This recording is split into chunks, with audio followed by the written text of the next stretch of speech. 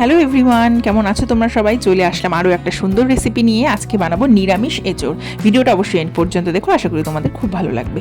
আমি এখানে এঁচোড় নিয়ে নিয়েছি। এঁচোড়টাকে বেশ মিডিয়াম একটা সাইজ করে নিয়ে কেটে নিয়েছি, যাতে ভালোভাবে সেদ্ধ হতে সময় না লাগে। এবার কড়াইতে দিয়ে দিয়েছি তেল, আর তেলের মধ্যে দিয়ে দিয়েছি সম্পূর্ণ এঁচোড়টা।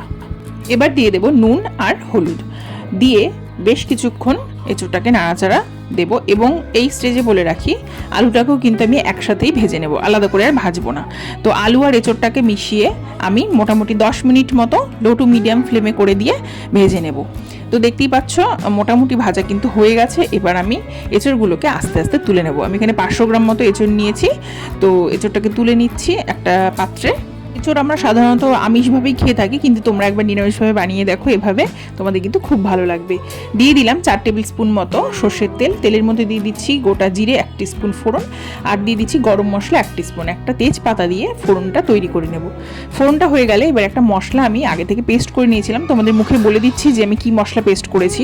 আমি নিয়েছি একটা টমেটো গোটা, আর নিয়েছি 2 ইঞ্চি আদা, জিরে গুঁড়ো নিয়েছি 1 টিস্পুন, আর হলুদ নিয়েছি 1 টিস্পুন, বাদাম নিয়েছি 2 টিস্পুন, 10-12টা মতো, আর নিয়েছি লাল লঙ্কা।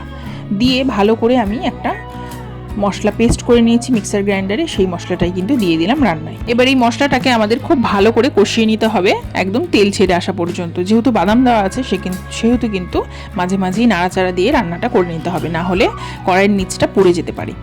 তো দেখতেই পাচ্ছ তেল কিন্তু অলমোস্ট বেরিয়ে আসা শুরু হয়ে গেছে। একদম যখন পুরো তেলটা বেরিয়ে আসবে, মশলাটা কিন্তু পুরোপুরি কষা হয়ে যাবে। আর সেই স্টেজে আমরা রান্নায় অ্যাড করে দেব ভেজে রাখা আলু আর ভেজে রাখা এঁচোড়টাকে।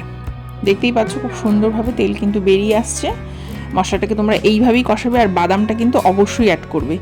নিরামিষ এঁচোড়ে বাদাম অ্যাড করলে কিন্তু তার স্বাদ হয়ে যায় আরও দ্বিগুণ। আমি এখানে কিন্তু যে মুংফলি বাদাম বা কাঠবাদাম হয়, সেই বাদামটা ভাজা বাদাম ছিল, সেই বাদামটা আমি কিন্তু ব্যবহার করেছি। অবশ্যই বাদামটা যদি কাঁচা থাকে তাহলে তোমরা কিন্তু ভেজে নেবে। ভাজা বাদাম ব্যবহার করলে কিন্তু স্বাদটা বেশি ভালো হয়। তেল পুরো বেরিয়ে এসছে, তো দেখতেই পাচ্ছ। এবার আমি সমস্ত ভেজে রাখা এঁচোড় আর আলুটাকে এই স্টেজে অ্যাড করে দিচ্ছি। এবার কষিয়ে নেব প্রায় 10 মিনিট মতো লো টু মিডিয়াম হিটে রেখে।